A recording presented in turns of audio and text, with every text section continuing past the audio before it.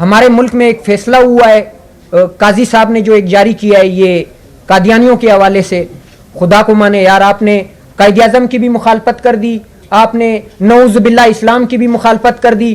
حضور پاک صلی اللہ علیہ وسلم کے بعد کوئی پیغمبر نے، کوئی نبی نے نہیں آنا ہے، وہ ہمارے آخری نبی تھے، ہیں، رہیں گے، اور اپنے نبی کے نام پہ ہم سر دن من سب لٹانے کے لیے تیار ہے. اگر آپ اس ملک میں مزید خون ریزی چاہتے ہیں تو اس چیز کو اسی طرح قائم رکھے، نہیں تو خدا پاک کی قسم جو ہم اپنے مینڈیٹ کے لیے کر رہے ہیں نا، اس سے ہزاروں قدم آگے بڑھ کے ہم اس چیز کے لیے کریں گے. اس فیصلے کو ہم قطعی طور پہ ماننے کے لیے تیار ہیں. یہ تاثرات صرف یہاں بیٹھے ہوئے پاکستان تحریک انصاف کے جو چہرے آپ کو نظر آ رہے ان کے تاثرات نہیں ہے، یہ تاثرات مکمل پاکستان تحریک انصاف کے تنظیم کے تاثرات ہے، یہ تاثرات قیدی نمبر 804 کے تاثرات ہے، یہ تاثرات اس ملک میں اس محروم مظلوم جو وہ خاندان ہے جن کے لخت جگر کو لاپتہ کیا گیا ہے، یا اس ملک میں جو روزگار، امن اور خوشحالی چاہتے ہیں، یہ ان سب کے تاثرات ہیں.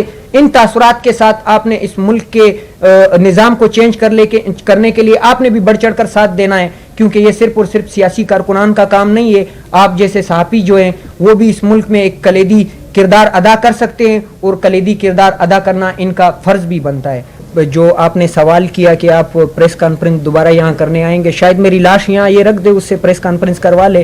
باقی اگر میں زندہ ہوں، میرے اندر سانس ہے، میں اپنے لیڈر کے نقش قدم پہ چلوں گا، میں اپنے اسلامی تاریخ کے نقش قدم پہ چلوں گا، میں کربلا کے تاریخ پہ چلوں گا، میں یزید کے سامنے یہیں اسی طرح کھڑا رہوں گا جس طرح آج کھڑا ہوں انشاءاللہ. یہ بتائیے، ناصر بٹ پبلک نیوز سے میرا تعلق ہے کہ ظاہر آپ ایک یوتھ ہیں اور بطور نوجوان کتنے مسائل کا سامنا رہا اور رسپانس کیسا رہا عوام کا، ووٹرز کا. دوسرا یہ بتائیے کہ اس کے علاوہ جو فورمز ہیں، الیکشن کمیشن آف پاکستان ہے، متعلقہ ہائی کورٹس ہیں، ٹرائبونلز ہیں، کہاں تک آپ نے موجود ہے؟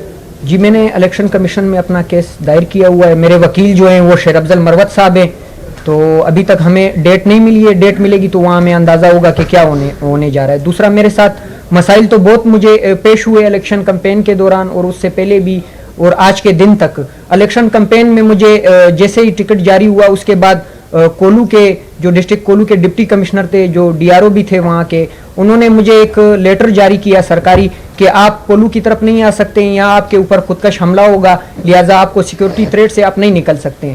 میں نے باقاعدہ وہاں جو میرے ڈسٹرکٹ کے ڈی آر او تھے انہیں ایک اپلیکیشن سینڈ کی، لیگلی طور پہ جو طریقہ کار ہوتا ہے کہ میں پاکستان تحریک انصاف کا حمایت یافتہ یا نامزد امیدوار ہوں، مجھے سیکورٹی دی جائے. مجھے کوئی سیکورٹی نہیں دی گئی آخری دن تک، لیکن میں نے توکل کے ساتھ اپنے اللہ کا نام لے کے اپنے لیڈر کے نقش قدم پہ چلتے ہوئے میں اپنے کمپین پہ نکلا. کولو بھی گیا، سبی بھی گیا. جب میں سبی گیا وہاں ہم نے ایک ریلی نکالی، تو ریلی نکالنے کے بعد جب ہم نے ریلی کمپلیٹ کی، ہم واپسی میں جا رہے تھے، نکل رہے تھے، میرے اوپر ایک بم حملہ ہوا جس میں 4 ساتھی ہمارے شہید ہوئے، 5 ساتھی ہمارے زخمی ہوئے، اور الیکشن کے دن بھی ہمارا ایک ساتھی شہید ہوا. یعنی ہمارے خون کے ساتھ بھی یہ پتہ نہیں کیا کر رہے ہیں، یہ شہیدوں کا خون.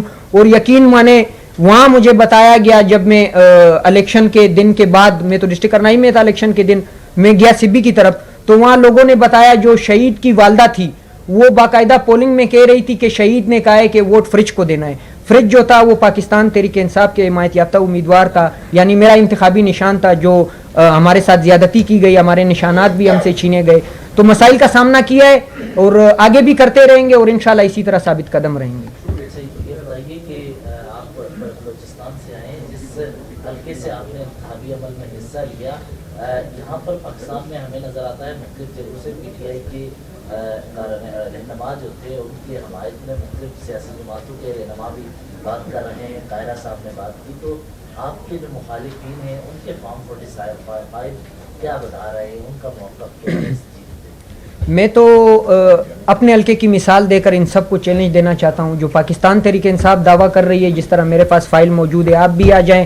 جو میرے مخالف کینڈیڈیٹ کو جتایا گیا ہے، اسی طرح میڈیا برادری کے سامنے لائیو سیشن کر لے، پورے قوم کو دکھائے کہ پاکستان تحریک انصاف کے امیدوار غلط بیانی سے کام لے رہے ہیں یا ہمارے مخالفین غلط بیانی سے کام لے رہے ہیں. ہماری گواہی تو مخالفین کی کیمپ کی طرف سے بھی آ گئی، محمود خان اچکزئی کے شکل میں، جنہوں نے خود ایکسیپٹ کیا ہے کہ قوم نے پاکستان تحریک انصاف کو مینڈیٹ دیا ہے. مولانا فضل الرحمان صاحب جو پی ڈی ایم کے صدر تھے، جنہوں نے پی ڈی ایم کو تخلیق کیا یا ان سے تخلیق کروایا گیا یا جو بھی ان کے ساتھ تھے، وہ ہم سب کو پتہ ہے. وہ خود ایڈمٹ کر چکے ہیں کہ کس طرح پاکستان تحریک انصاف کی حکومت کو ختم کیا گیا اور کس کے کہنے پہ ہم اکٹھے ہوئے اور کس نے ختم کروایا اور کس طرح ہمارے قومی مینڈیٹ کو چوری کیا گیا.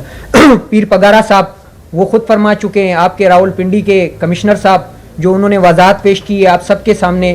یہ اس میں تو یہ بات دو رائے ہماری ہونی ہی نہیں چاہیے کہ کون جیتا ہے کون نہیں جیتا, یہ ہم سب کو پتہ ہے. اسلام آباد میں کیا ہوا ہے یہ آپ سب کو پتہ ہے, ہمیں بھی پتہ ہے. تو اس میں اپیل کرتا ہوں اپنے میڈیا سے بھی کہ دو رائے نہ رکھی جائے. ہم جب تک ریالٹی کے مطابق سچ کے ساتھ آگے نہیں بڑھیں گے ہمارے مسائل کا حل نہیں نکلے گا.